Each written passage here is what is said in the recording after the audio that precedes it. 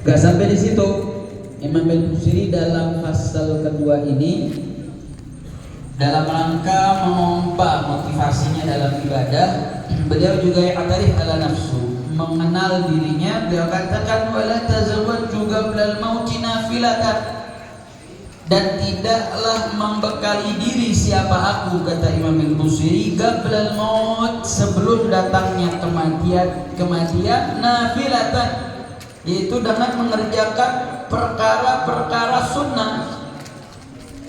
Walam usalli siwa fardin walam asumi, dan tidaklah aku salat dan tidaklah aku puasa kecuali hanya puasa salat yang fardu saja. Maka dalam bait ini Imam Al-Kharbuti dalam syarahnya Asidatus Syuhdah Syar'i Qasidatil Burdah, bagaimana Imam Busiri memberikan satu pemaparan. Beliau mengatakan wala tazawwadtu, tidaklah membekali sebelum datangnya kematian. Biasanya kata azad huwa ta'amul ladzi ittakhadha lis-safar. Biasanya orang kalau bawa bekal itu identik satu perbendaharaan yang disiapkan untuk menempuh perjalanan. Artinya apa? Imam Busiri mau kasih satu pesan bahwa setelah proses kehidupan yang singkat ini, kita akan menyambut satu marhalah, satu perjalanan yang panjang. Yang perjalanan tersebut harus kita punya perbendaharaan. Yang perbendaharaan itu nggak cukup kalau cuma bersandar dengan yang wajib-wajib saja. Makanya Imam Busiri mengatakan wala tazawwad juga bilal mauti nafilatan. Aku nggak membekali, aku punya diri untuk masuk melalui perjalanan panjang, yaitu pasca kematian, dalam meniti daripada menjalankan perbuatan-perbuatan sunnah. Makanya kata Imam Kharbuti wal muradu minhu huna at-ta'at wal ibadat. Jadi makna nafilah di sini tidaklah terkungkung hanya dalam konteks sunnah saja, tapi maknanya lebih luas, yaitu segala bentuk ketaatan dan ibadat. Dikatakan fakama anna muridu safar min makan yalzam lahu ittikhadu zati war rahila, fakadzalika yalzamu lin nafsi allati turidu safar min ad-dunya ila al-akhirah ittikhadu zat wa huwa taqwallah wal amal salih. Jadi Imam Busiri sedang menginjam kata tazawwadtu, berbekal, sebagai bentuk pesan jiwa ini kalau mau melakukan perjalanan dari kehidupan yang fana namanya dunia menuju kehidupan akhirat, jangan lupa siapkan bekal. Apa bekal tersebut? Taqwallah. Bekal menuju akhirat bukan harta yang banyak, bukan. Bekal menuju akhirat bukan tanah hektar-hektaran, bukan. Bekal menuju akhirat bukan pangkat yang paling tinggi, bukan. Tapi azad lisafar minad dunya ilal akhirah wa taqwallah, takwa kepada Allah, wal a'mal salihah, amal-amal saleh. Waktu kita masuk ke liang lahat, enggak ditanya sama malaikat berapa kau punya luas tanah rumahmu, enggak. Berapa tinggi kau punya kedudukan, enggak. Malaikat enggak tanya berapa banyak tabunganmu di dalam bank, enggak. Apakah kamu pernah naik jet pribadi punya bapakmu? Enggak, saudara. Enggak ditanya. Yang ditanya bagaimana kau punya takwa, bagaimana kau punya amal. Kira-kira jelas tidak? Jelas tidak? Jelas.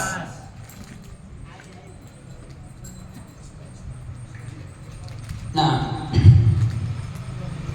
dikatakan isyaratun ila anna dunya darul rihlah. Dari sini Imam Busiri mau kasih isyarat bahwasanya dunia itu adalah darul rihlah, tempat kita melakukan perjalanan. Wanas, kita di manusia abaru sabil, kita ini cuma ngelewatin jalan doang. Fala budda minazad, maka kalau orang mau perjalanannya enak, bawa bekal. Ente jangan mikir perjalanan ke akhirat ntar ada rest area, kagak ada. Kalau sekarang aneh nih mau pulang ke Bogor nih, agak mendung, lapar mampir rest area ada, betul? Lah emang ntar dari dunia ke akhirat ada rest area? Rest areanya jahanam, malaikat Zabania disabet tuh. Nggak ada rest area. Artinya apa? Dari sekarang nyiapin bekal. Ini sekarang nih, selama hayat masih di kandung badan, yang muda, yang tua, bagaimana memperbanyak bekal. Makin banyak bekal, makin nyaman perjalanan kita menuju Allah Subhanahu wa Ta'ala. Amin ya Rabbal. Makanya dalam salah satu hadis Nabi mengatakan, kun fid dunya ka'annaka gharibun awabirus sabil wa'ud nafsaka min ashabil kubur. Makanya Nabi mengatakan, kun fid dunya, jadilah engkau di dalam dunia ini itu ka'annaka gharib, seperti kau orang asing. Jadi kalau orang asing itu nggak betah lama-lama, saudara. Awabirus sabil, atau orang yang numpang lewat. Kalau orang numpang lewat itu buru-buru.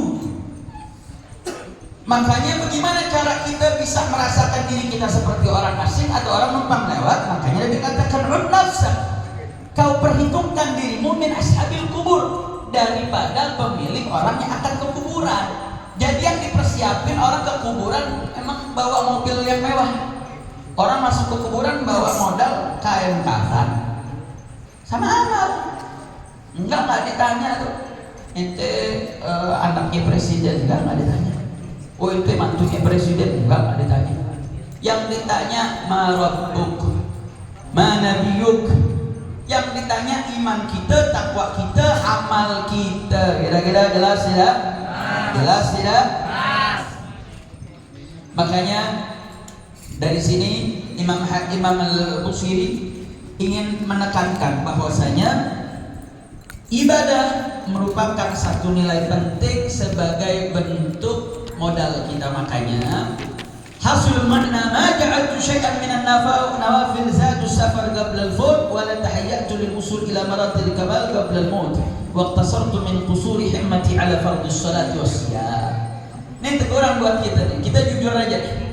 Kita nih kadang ibadah yang penting mah yang wajib-wajib aja dah. Sholat yang penting, sholat 5 waktu kita jalanin. Puasa yang penting, puasa Ramadan. Kalau mindset kita seperti ini, kita belum memandang bahwa kehidupan kita ini adalah kehidupan untuk kita menyiapkan bekal. Orang kalau mau nyiapin bekal, apa yang bisa kita siapin? Kita perbendaharanya. Bagaimana kayak orang sekarang banyak spending duit, nabung, cari banyak objekan buat persiapan untuk bisa hidup dalam keadaan nyaman, tenang, karena agar tidak mendapatkan kesulitan dalam ekonomi. Karena dia memandang dengan banyaknya perbendaharaan uang, hidupnya bisa tenang. Nah, yang harusnya dia persiapkan bukan urusan dunia, yang harusnya dia persiapkan adalah urusan akhirat. Makanya yuk mari coba kita lihat bagaimana sih para ulama salaf. Di sini diceritakan Imam Junaid kana yadkhulu kulla yawmin hanutihi wa yursil satar wa yusalli 400 rakaah. Imam Junaid yang sebagai Sayyidul Taifah, dia punya toko di pasar. Masuk ke tokonya, dia gerai itu kain putih, dia sholat di toko 400 rakaat.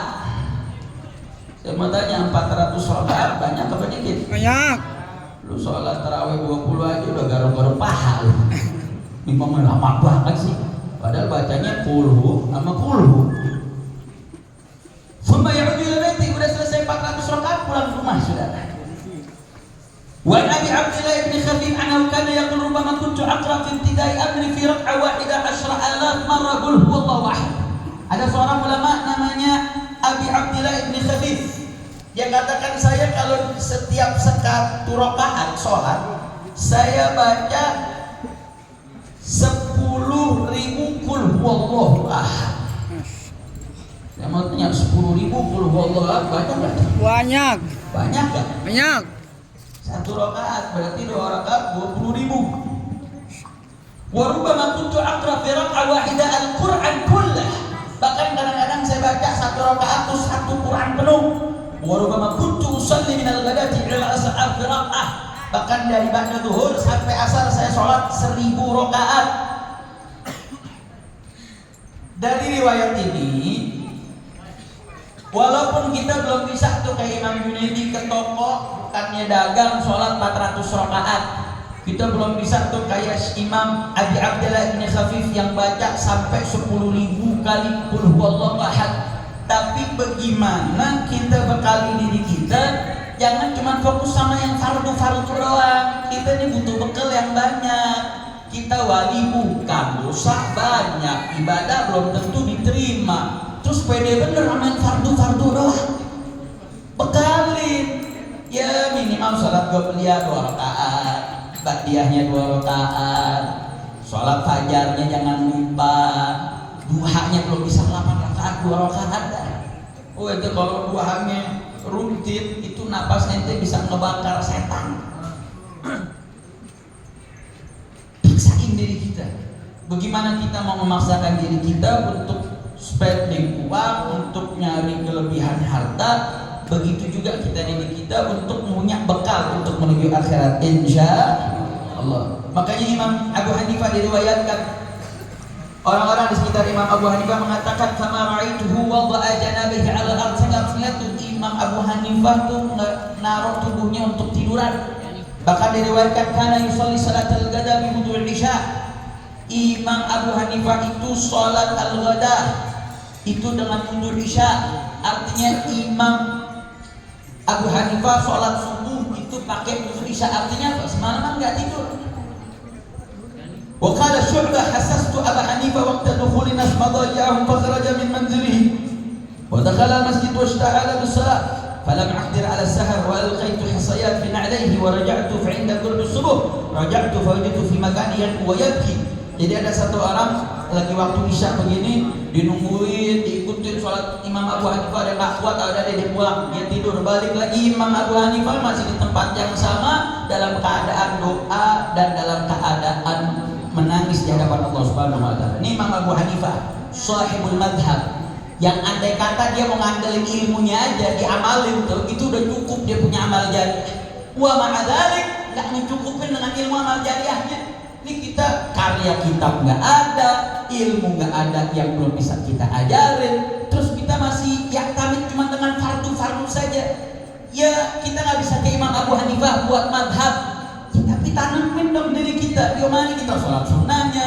Yuk gimana kita jangan cuma puasa sholat sunnah saja, puasa sunnahnya kita kerjakan. Hal-hal sunnah bagaimana melekat dalam diri kita. Nabi punya sunnah pakai siwaknya, Nabi punya sunnah pakai kelak matanya. Cari amal-amal sunnah menjadi dasar kita untuk kerjain.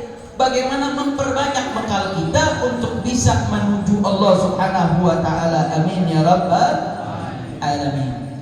Kana Sahal bin Abdullah yaftur fi kulli 15 yawman marrah. Bahkan Imam Sahal bin Abdullah As-Tusturi itu setiap 15 hari puasa sehari bukan. Artinya apa? Selalu berusaha untuk menyedikitkan makan, banyak berpuasa. Inti daripada bait ini bagaimana? Mari sama-sama kita perhatikan ibadah-ibadah sunnah kita ya. Wajib itu merupakan satu keniscayaan. Jangan sampai kita lupakan, itu harus. Tapi jangan hanya kita mengandalkan, karena adanya sunnah sebenarnya dalam rangka untuk nambel. Allah nih tahu, Allah tahu nih kita kalau sholat yang kita pikirin urusan kerja, urusan macam-macam, yang sholat ini kualitasnya lemah.